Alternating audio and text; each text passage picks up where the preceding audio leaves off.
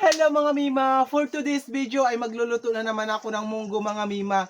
Ito na lang talaga yung nakakayaran ko mga Mi. Ayan o, bumili ako ng munggo. Tapos mga Mima, haluan ko siya ng pichay. Ito yung ang dahon ng pichay. Tapos ito yung kanyang tangkay. At syempre mga Mima, hindi yan dyan maiwan yung ating siling haba. At ito yung ating bawang. Tapos sibuyas mga Mima. At saka itong ating ano nga to?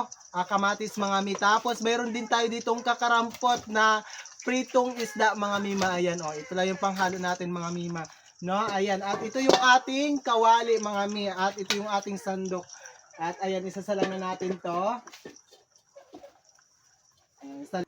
Ayan mga mi, lagyan natin ng mantika. Ayan mga mima, okay na to. At ilalagay ko na itong ating bawang. Tapos itong ating sibuyas. Ayan yung mga manok talaga. Nag-uumpisa na naman. At ilalagay ko na din itong ating kamatis.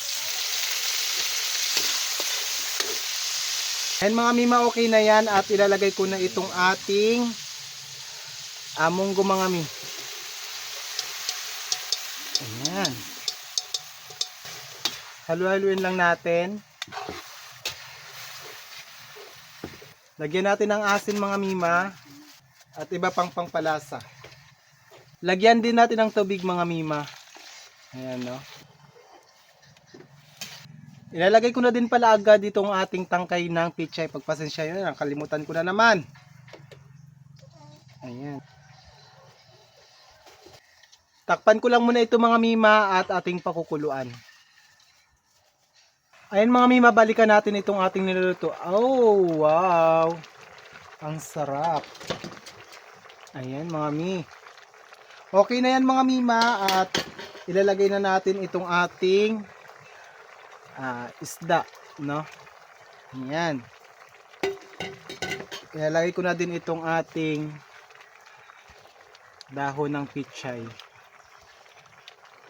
Pagsama-samahin na yan natin mga mima lahat. Ayan, pati itong ating siling haba. Halu-haluin lang natin mga mi. Ayan mga mi, ating takpan ulit tapos balikan natin mamaya. Ayan mga mima, balikan po natin ulit at ayan na. Wow.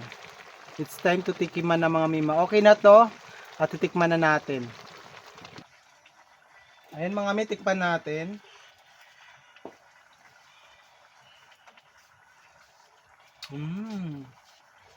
Masarap. Okay na mga mima. So ayan mga mima, siya nga pala, pakipalo po si Kuya Alan Atiliano. Ayan mga mi. Ilalagay ko po sa aking screen ang kanyang profile at ang kanyang link sa aking comment section mga mima. So mga mi, hanggang dito na lang po yung video ko na to. Maraming salamat po sa inyong lahat. Ingat po tayo palagi dahil binabagyo pa ang Pinas. Ayan, magpapaalam na po ako at bye bye.